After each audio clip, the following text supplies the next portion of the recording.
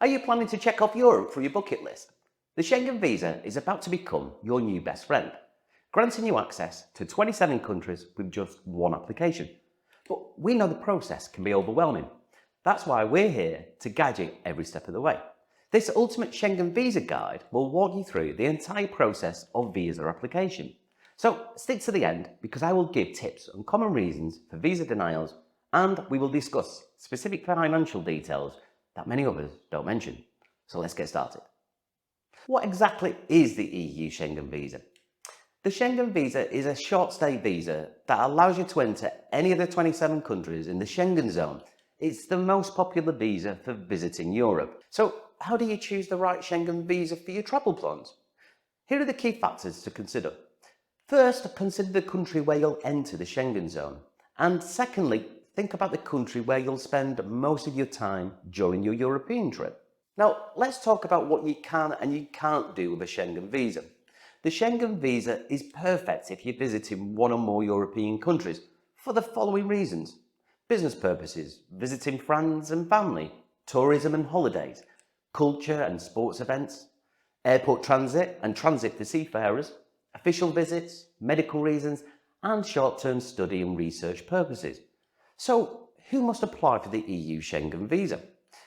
Most citizens from non-Schengen and non-EU countries need Schengen visa to enter the area. To make things easier, you can check if you're a citizen from the following countries to determine if you can apply. Speaking of visa-free travellers to the Schengen zone, if your country isn't on the visa required list and you aren't a citizen of a Schengen country or the European Union, you don't need a visa for the Schengen zone.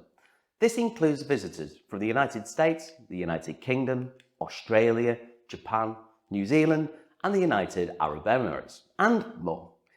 If you're still uncertain, you can check the requirements for your country of origin on iVisa's website. However, there's an important update. Starting from 2025, visa-exempt nationalities must apply for an ETIAS, the European Travel Information and Authorization System. For those who don't know what ETIAS is all about, it's an electronic travel authorization designed to enhance security and improve border management within the Schengen zone. If you want to see our video about ETIAS, please click right here. Now that we've covered what you can and can't do with a Schengen visa, here is what else you should know. How long is the EU Schengen visa valid and what are the rules for extending it? The Schengen visa is a short-term visa that allows you to stay in the Schengen area for up to 90 days per entry within 180 days for tourist and business purposes.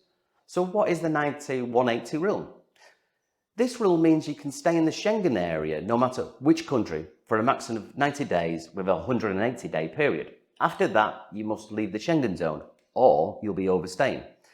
For example, if you leave the Schengen zone after 60 days in France, go visit the UK for 5 days and then go back to Germany, you will still have 30 days left on your visa.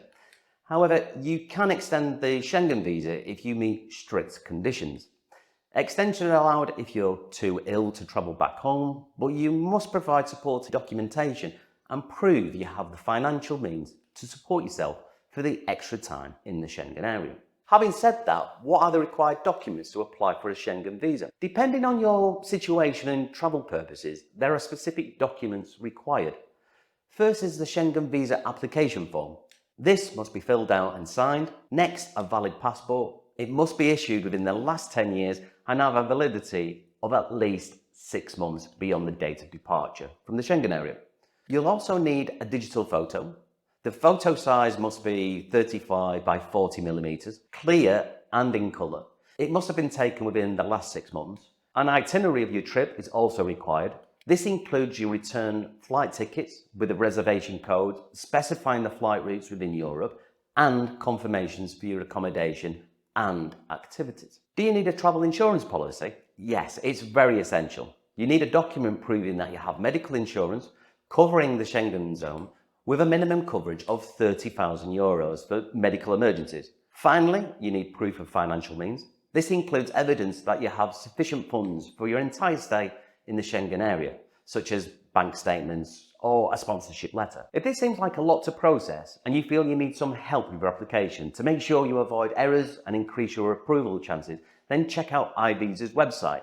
They can help to make your application process easier so you keep your peace of mind with end-to-end expert guidance, 24/7 support, and a streamlined process. Now let's dive deeper into the minimum bank balance for Visa. It's important to demonstrate that you have adequate financial resources for your travel expenses.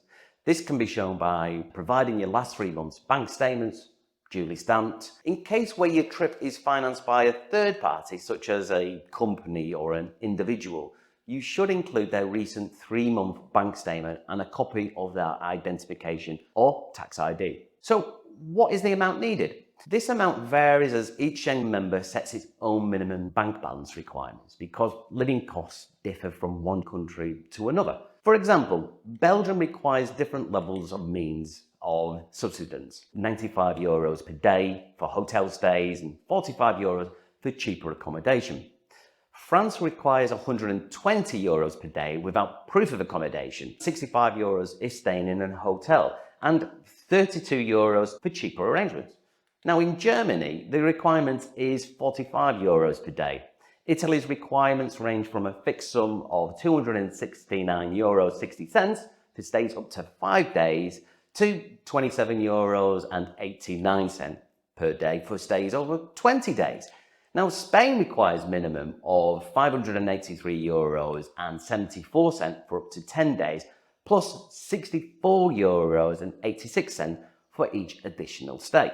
If you want specific info about the country you're applying to, let us know in the comments and we'll answer promptly. Additionally, it's important to note that these amounts should be separate from your regular living expenses in your home country. For instance, if your monthly expenses are €2,000 and you only have €2,000 in your account, you don't have sufficient funds for your trip. So make sure your bank statements show that you have enough additional funds specifically for your travel to meet the visa requirements. Nevertheless, let's now walk you through the process of applying for the EU visa. We know that the Schengen visa application can be complicated, so iVisa has simplified the application process to increase your chances of approval. You can apply directly through the government link provided in the description or streamline the process with a service. In the case of embassy visas, like the Schengen visas, iVisa simplifies the process with easier application forms, providing expert guidance to avoid feeling overwhelmed and ensuring your application is error-free. What's more, let's talk about the cost of the Schengen visa. The government visa is approximately $87, though it may vary by nationality and must be paid during your visa appointment. Children between the ages of 6 and 12 are to pay half the visa fee, while kids under 6 are exempt from paying any visa fee. So what are the processing times for Schengen visas? Government processing can take up to 40 days or longer, depending on the situation and the country where you're applying. Most nationalities will need to attend an appointment at the embassy or consulate of the Schengen country that they're applying to, and the availability of these appointments can sometimes take months. Be sure to take this into consideration when planning your travel. Having provided you with everything you need for a successful visa application, let's discuss common reasons for visa rejection and how to avoid them. One of the main reasons for visa rejection is the applicant's inability to prove strong ties to their home country. If the visa officer believes that the applicant intends to overstay or immigrate illegally rather than return after their visit, their visa may be denied. To avoid this, ensure your documentation clearly demonstrates your intention to return to your home country. This can include proof of a stable job with a contract, sufficient financial means to cover your trip, family ties such as marriage or parental connections, ongoing studies, or property ownership. Showing these connections can help convince the officer of your genuine intent to return. So, what do you think about this? Please comment below.